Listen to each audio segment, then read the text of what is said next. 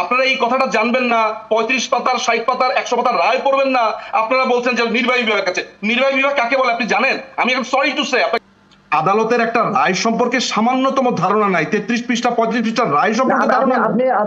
আমি আপনাকে বলি, আপনি রায়টা পড়েছেন? এই রায়টা পড়েছেন আপনি? আমি আপনাকে পয়েন্টে কথা বলেছি। আপনি রায়টা আপনি জানেন যে রেসপন্ডেন্ট কে? না, এই মামলার এটা রেসপন্ডেন্ট কে? আমি দেখেন, আমাকে কথাটা শেষ করতে দেন, একটু কথাটা শেষ করতে দেন। আমাদের দাবিটা সরকারের কাছে হাইকোর্টের কিংবা অ্যাপিলেট ডিভিশনের যে প্রক্রিয়া চলমান রয়েছে, আমরা মহামান্য হাইকোর্টকে শ্রদ্ধা করি, সম্মান করি, সেটি চলমান থাকতে পারে, কিন্তু আমাদের দাবিটা নির্বাহী বিভাগের কাছে।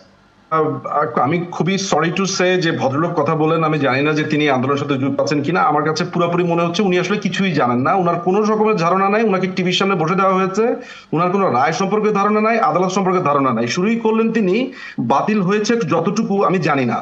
যেই মানুষটা জানেনই না তিনি যে আন্দোলন করছেন সেটা নিয়ে আজকে